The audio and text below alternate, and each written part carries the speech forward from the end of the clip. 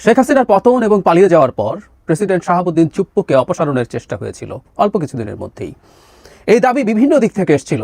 বিশেষ করে আমরা খেয়াল করেছি তখন এনসিপি হয়নি, বৈষম্য বিরোধী ছাত্র আন্দোলন এবং জাতীয় নাগরিক কমিটি ছিল, তাদের দিক থেকে দাবি তোলা হয়েছে, বেশ সময়সীমা বেঁধে দেওয়া হয়েছিল শহীদ মিনার থেকে, আমাদের সম্ভবত মনে থাকার কথা।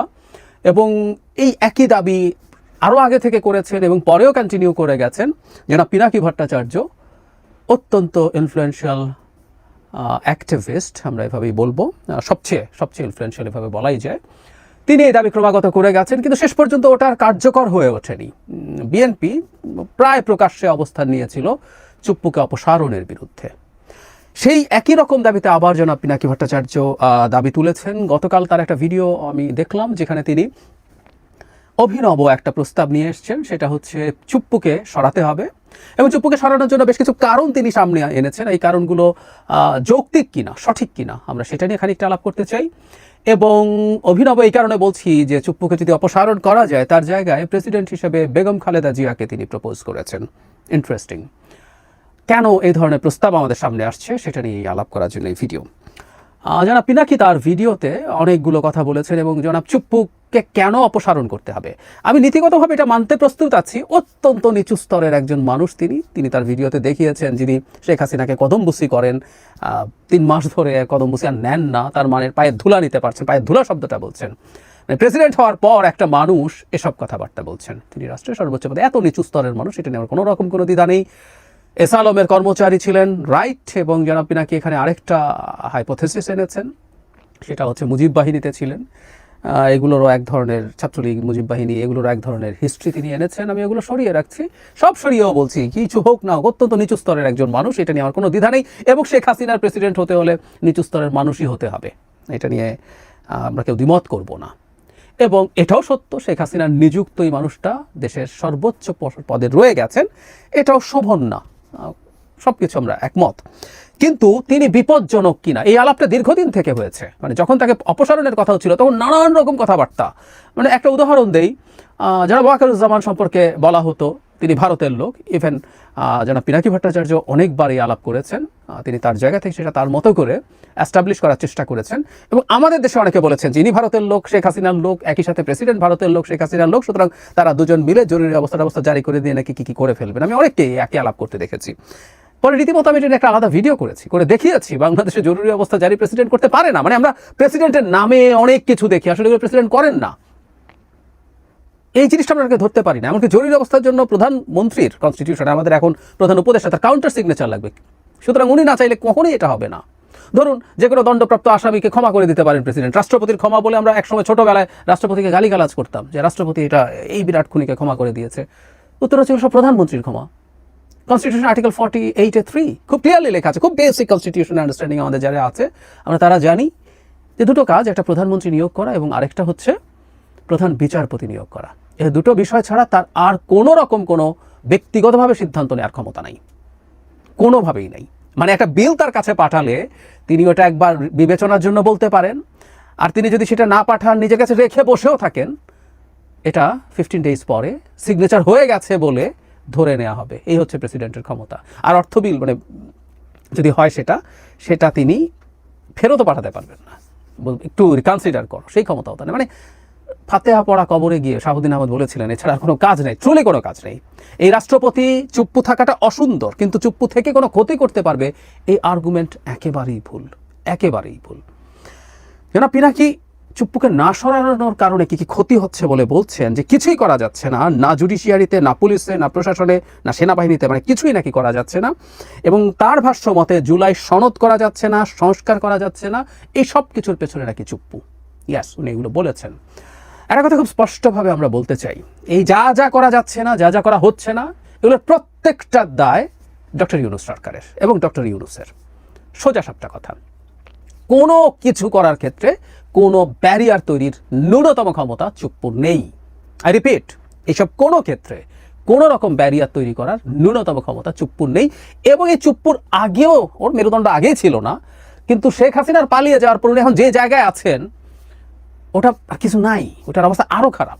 উনি সরকারের কাজে বাধা দেবেন, এই গাটস হবে, আমাদের কমন সেন্স কি বলে? No way, no way. সুতরাং যাবতীয় ব্যর্থতার দায় যদি হয় সেটা ডক্টর ইউনূসের। বাই এনি চান্স চুপ্পুকে ভিলেইন বানানোর মাধ্যমে, বলির পাঠা বানানোর মাধ্যমে ডক্টর ইউনূসের দায় মুক্তির চেষ্টা হচ্ছে কিনা সেটা দেখতে হবে। সংসদে ভাষণ দেবেন তিনি, তার ভাষণের উপর ধন্যবাদ প্রস্তাব হবে। হ্যাঁ, উনি সংসদে ভাষণ দেবেন প্রথমবার, এটা ঠিক আছে, কিন্তু ধন্যবাদ প্রস্তাব হবে। সংসদে ভাষণটা আসলে কে দেয়, কে লিখে দেয়? মানে খুব হাসির ব্যাপার, মানে প্রেসিডেন্টের এই ক্ষমতাও নাই যে তিনি একটা ভাষণ লিখে সেটা পার্লামেন্টে পড়ে আসবেন। ইয়াস, এটা মন্ত্রী পরিষদের লিখিত একটা ভাষণ, মন্ত্রী পরিষদে পাশ হয়, উনি গিয়ে এটা পড়ে আসেন। সো এই ভাষণটাও আসলে যদি পরবর্তী নির্বাচনে বিএনপি জেতে বা যেই জিতুক, তার লেখা ভাষণ তিনি গিয়ে পড়বেন। সুতরাং ধন্যবাদ প্রস্তাবের আলোচনা হবে ওই কন্টেন্টের ওপরে, এখানে চুপ্পুর কোনো কন্টেন্ট নেই। তার কাছে সংসদ সদস্যরা শপথ নেবেন, এটা কে তিনি জনাব পিনাকি ভট্টাচার্য ভালোভাবে দেখেন না। আমরা একটু জেনে রাখবো, পার্লামেন্টের সদস্যদের শপথ আসলে মানে আমাদের আইন অনুযায়ী স্পিকার সেটা পড়ান। এখন টেকনিক্যালি শিরিন শারমিন চৌধুরী আমাদের স্পিকার কিনা এই আলাপটা সাংবিধানিকভাবে আছে, পরবর্তী সংসদে পরবর্তী স্পিকার হওয়া পর্যন্ত কিন্তু তার দায়িত্ব থেকে যায়। হ্যাঁ, এটা সত্য, রাষ্ট্রপতি ক্যাবিনেটকে শপথ পড়াবেন। আমাদের সামনের মন্ত্রিসভা যেটা হবে তাকে তিনি ক্যাবিনেট সেটা শপথ পড়াবেন। এবং আবারও আমি একমত, সেটা সুন্দর না, চুপ্পু যত কাজই করবে এটা সুন্দর না, কিন্তু চুপ্পু ক্ষতিকর দেশকে ধ্বংস করে ফেলছে, এই আর্গুমেন্টটা আটারলি রং। আমরা দেখলাম তো এই 10 মাস চলে গেল, 11 মাস চলে গেল, চুপ্পু আর জনাব ওয়াকার মিলে দেশকে কোথায় কী ঝামেলা করেছেন, জরুরি অবস্থা জারি করা থেকে শুরু করে ইত্যাদি ইত্যাদি, নাথিং হ্যাপেন্ড। এখন বেগম খালেদা জিয়াকে রাষ্ট্রপতি করার প্রস্তাব তিনি আনছেন। বেগম খালেদা জিয়া রাষ্ট্রপতি হবেন, বাংলাদেশের প্রথম নারী রাষ্ট্রপতি, এটা আসলেই অসাধারণ ব্যাপার, কোনো সন্দেহ নেই। এবং তার মতো একজন ব্যক্তিত্ব যিনি বাংলাদেশের গণতান্ত্রিক লড়াইয়ে দীর্ঘ লড়াই করে গেছেন। আমি বেগম খালেদা জিয়ার ত্যাগ নিয়েও আলাদাভাবে কথা বলেছি, যিনি মারাত্মক জটিল রোগে আক্রান্ত হয়ে সরকারের সাথে কম্প্রোমাইজ করেননি, লড়াই করে গেছেন, জেলে থেকেছেন, তখনও কোনো রকমভাবে দলকে একটা পাতানো নির্বাচনে পার্টিসিপেট করানোর চেষ্টা থেকে দূরে ছিলেন। মানে ইনর্মাস সেই এরশাদের সময় থেকে, মানে আমি প্রায় বলি যে জিয়াউর রহমান তো আসলে রাজনীতিবিদ ছিলেন না, তিনি একজন রাষ্ট্রপতি ছিলেন, সেখান থেকে একটা দল তৈরি করেছেন, সেখানেও তার বিরাট ক্রেডিট আছে। ক্ষমতায় থাকলেও এরশাদ তার দ্বিগুণ ক্ষমতায় থেকেও তার কাছাকাছিও কোনো দল তৈরি করতে পারেনি, কিন্তু বিএনপি আসলে একটা রাজনৈতিক দল হয়ে উঠেছিল বেগম খালেদা জিয়ার হাত ধরে। একজন সাধারণ গৃহিণী থেকে তিনি এই অসাধারণ অর্জন করেছেন, প্রাইম মিনিস্টার ছিলেন 3 বার, এবং অসাধারণ হবে তিনি যদি প্রেসিডেন্ট হন। কিন্তু আমাদের প্রশ্ন হচ্ছে, তাকে কেন এই সরকারের চুপ্পুকে সরিয়ে প্রেসিডেন্ট হতে হবে?